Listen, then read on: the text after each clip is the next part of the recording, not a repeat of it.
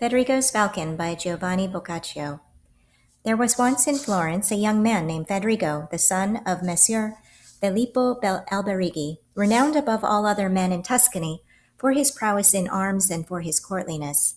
As often happens to most gentlemen, he fell in love with a lady named Monna Giovanna, in her day considered to be one of the most beautiful and one of the most charming women that ever there was in Florence. And in order to win her love, he participated in jousts and tournaments, organized and gave feasts, and spent his money without restraint. But she, no less virtuous than beautiful, cared little for these things done on her behalf, nor did she care for him who did them.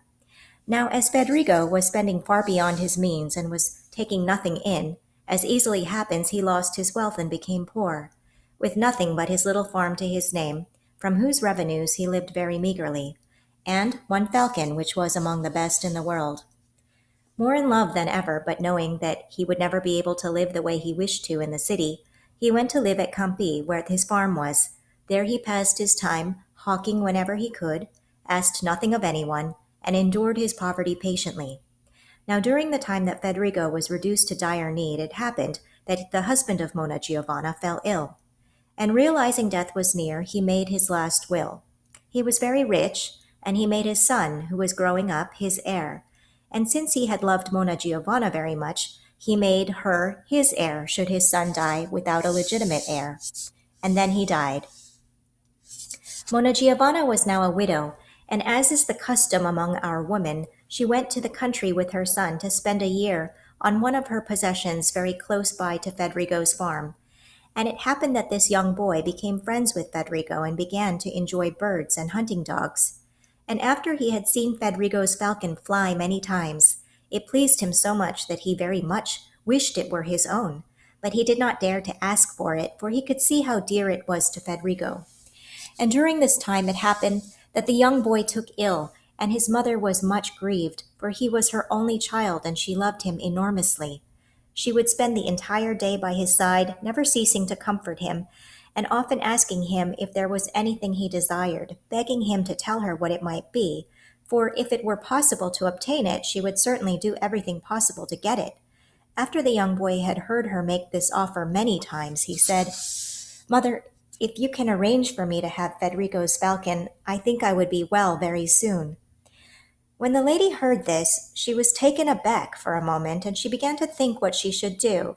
She knew that Federigo had loved her for a long while, in spite of the fact that he never received a single glance from her, and so she said to herself, "How can I send or go and ask for this falcon of his, which is, as I have heard tell, the best that ever flew, and besides this, his only means of support? And how can I be so insensitive as to wish to take away from this gentleman the only pleasure which is left to him?" And involved in these thoughts, knowing that she was certain to have the bird if she asked for it, but not knowing what to say to her son, she stood there without answering him.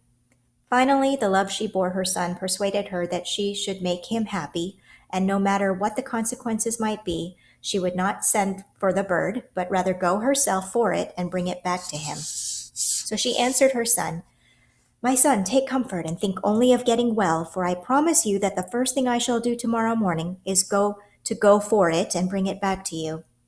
The child was so happy that he showed some improvement that very day. The following morning, the lady, accompanied by another woman, as if going for a stroll, went to Federigo's modest house and asked for him. Since it was not the season for it, Federigo had not been hawking for some days and was in his orchard attending to certain tasks. When he heard that Monna Giovanna was asking for him at the door, he was very surprised and happy to run there. As she saw him coming, she greeted him with feminine charm, and once Federigo had welcomed her courteously, she said, "Greetings, Federigo." Then she continued, "I have come to compensate you for the harm you have suffered on my account by loving me more than you needed to, and the compensation is this. I, along with this companion of mine, intend to dine with you, a simple meal, this very day." To this, Federigo humbly replied, "Madonna, I never remember having suffered any harm because of you. On the contrary, so much good have I received from you that if ever I have been worth anything, it has been because of your merit and the love I bore for you. And your generous visit is certainly so dear to me that I would spend all over again that which I spent in the past. But you have come to a poor host, And having said this, he received her into his home humbly, and from there he led her into his garden, and since he had no one there to keep her company, he said, "My lady, since there is no one else, this good woman here, the wife of this workman, will keep you company while I go to set the table." Though he was very poor, Federigo until now had never before realized to what extent he had wasted his wealth. But this morning, the fact that he found nothing with which he could honor the lady for the love of whom he had once entertained countless men in the past gave him cause to reflect. In great anguish, he cursed himself and his fortune, and like a man beside himself, he started running here and there, but could find neither money nor a pawnable object. The hour was late, and his desire to honor the gracious lady was great. But not wishing to turn for help to others, not even to his own workmen, he set his eyes upon his good falcon, perched in a small room, and since he had nowhere else to turn, he took the bird, and finding it plump, he decided that it would be a worthy food for such a lady. So without further thought, he wrung its neck and quickly gave it to his servant girl to pluck, prepare, and place on a spit to be roasted with care. And when he had set the table with the whitest of tablecloths, a few of which he still had left, he returned with a cheerful face to the lady in his garden, saying that the meal he was able to prepare for her was ready. The lady and her companion rose, went to the table together with Federigo, who waited upon them with the greatest devotion, and they ate the good falcon without knowing what it was they were eating.